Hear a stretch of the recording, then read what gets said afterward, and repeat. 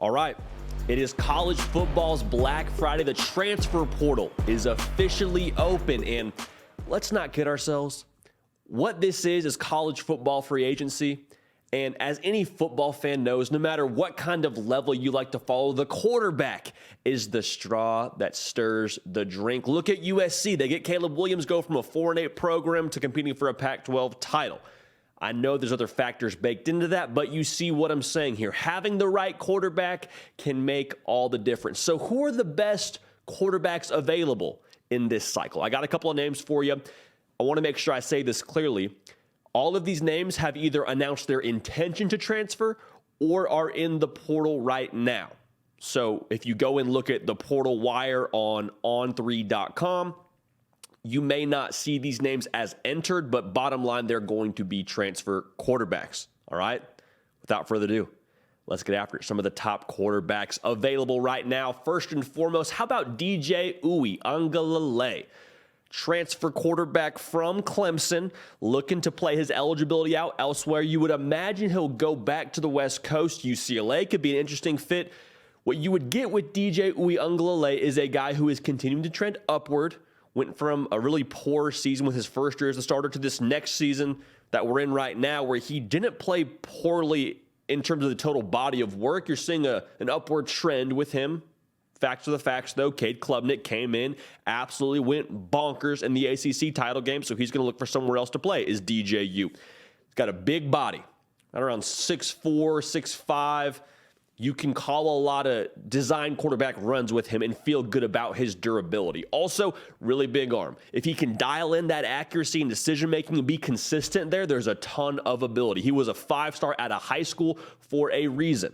Again, from Southern California, went to St. John Bosco, an absolute powerhouse in the state of California as well as nationally. Like I said, tons of ability. You just wonder if he gets into the right situation, gets to hit the reset button, if that won't do wonders for him. Could do wonders for whatever program ends up landing DJU. If you have not yet subscribed to the channel, would love to have you along for the ride. It's portal season. We don't want you to miss out on anything. We want you locked in and loaded with us here. We got content coming for you every single day. Whether they're playing games, whether they're recruiting, whether it's the portal, we got you covered here on the Hard Count on the On3 YouTube channel. Make sure you're locked and loaded. Also, follow me on the socials at Jody Pickell on Twitter and on Instagram. Another name to consider, perhaps the most proven commodity in this entire portal cycle to this point at least. NC State's quarterback Devin Leary said, I'm going to go try and find somewhere else to play. Now, he absolutely balled out in 2021. 35 touchdowns, 5 interceptions. Like, he had a lot of NFL draft buzz coming into this season. Got hurt, didn't really have the year that he wanted to have. Proven commodity, I think, is the biggest label you put on Devin Leary. Wherever he goes, he will more than likely be the guy day one, and you hand him the keys to the offense and say, all right, Devin Leary, take us forward. You know what you're getting in him. Like, some of these guys throughout the portal you're looking at and saying, well, they have a lot of upside, they have potential. Is it the situation? Devin Leary, you know what you have in him, and it's an NFL quarterback. If you can plug and play with him and put the things around him to be successful, he's going to elevate your program tremendously. So Devin Leary, absolutely one of the best available at this point in time. Texas quarterback Hudson. He's a Power 5 starter kind of guy. Won the job a season ago. Sounded like pushed Quinn Ewers for the job in fall camp this year. He's a dual threat, former 4-star. Let's go back to that trait that he has, being a dual threat quarterback. You're seeing more and more at the college level.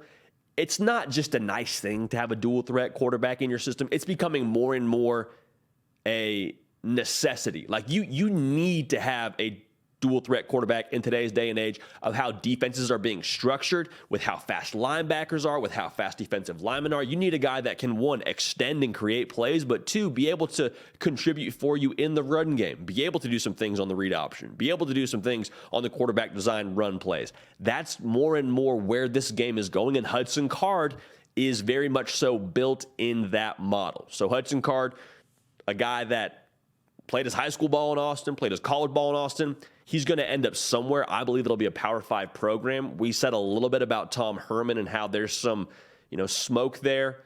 it's interesting to watch. But again, I think he's going to end up at a Power 5 school and would fully expect him to be starting when it comes to next season. So Hudson Card, keep an eye on him. Kedon Slovis, he is now on his second transfer, transferred from USC to Pitt. Didn't have a phenomenal year at Pitt this year. He's going to transfer one more time. He had 1 year where he really flashed in the 2019 season. I mean, that was where you really got excited about what he could be for your program going forward. The 2020 season was kind of a wash, given it was the COVID year. Didn't have a bad year then, but Kedon Slovis has shown he's capable. Now, can he be consistent? Some of that, I think, depends on the right situation for him.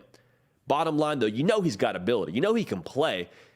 I think you go back to getting him in the right system, having the right things around him. That's what really is going to contribute to him being successful wherever he ends up next. Now, Brennan Armstrong is kind of in that same vein. He had a phenomenal 2021, 31 touchdowns, 10 interceptions, 9 rushing touchdowns. There was a lot of conversation about what's he going to do, going forward with the NFL and stuff like that. Didn't have a great year this year. New staff and just a lot of things around Virginia that I think made it difficult to have the success he wanted to have within that new staff. But the right situation for him, much like Kedon Slovis, could make all the difference. Brennan Armstrong's a true dual threat, similar to Hudson Card. He has proven many times throughout the 2021 season that he is definitely a Power 5 starter and a guy that can help your program. He's going to make some program very, very happy wherever he ends up going next. But again, Brennan Armstrong, a guy that is similar to Devin Leary, a proven commodity. You know that he can play the game. It's can you get things around him to help him be successful. Very excited to see where he ends up. So who's in the market for a quarterback? Another thing we got to talk about. So much of this portal is, based on building depth, yes, but I think when you look at the quarterback position, a lot of it's based on need. I got 4 schools for you. Notre Dame, Marcus Freeman in year 2. Drew Pine is going to transfer. Tyler Buckner, is he your guy? Is he the solution for you in year 2? They're patient at Notre Dame, but they still want to see some improvement, I would imagine, on an 8-4 season. So plug in a proven commodity at quarterback, get a few more wins. Marcus Freeman in year 2, that would be the world you would like to live in. Similar situation, Wisconsin, year 1 for Luke Fickell. If you could infuse some experience with Graham Mertz transferring out of your program and allowing someone to just manage the offense forward, if that makes sense. You don't have to be a game breaker, I don't think, in that side of the Big Ten, but can you be enough to support everything else that Luke Fickell is going to do on defense? Okay, so Wisconsin, just by nature of a new coach, I think a transfer quarterback could make a lot of sense. Florida, with a big asterisk next to it, depending on what Anthony Richardson does. I think regardless, you'd like to build depth, but in terms of the guys that I just mentioned, I think all those guys are starters. So are you in the market for them? Remains to be seen, but you would likely want to add another quarterback to that roster. And if AR leaves, you need a starter. I think that's kind of the fact of the matter. No knock on Jack Miller, but I think that's kind of the fact of the matter for Florida. Then UCLA. DTR is leaving. The Pac-12 conference is, I don't want to say it's wide open, but we've seen it's going to be competitive. So you better come to play. It's a very quarterback-friendly system in Chip Kelly's offense, and I think it's attractive to a lot of these guys, especially DJ Uiagalelei, like I already mentioned. So we'll see what happens there. But Notre Dame, Florida, UCLA, Wisconsin, all, in my opinion, going to be players when it comes to the transfer portal quarterback market. So excited to see how that all happens. But again, keep it locked right here. The Hard Count on the On3 YouTube channel has got you covered year-round.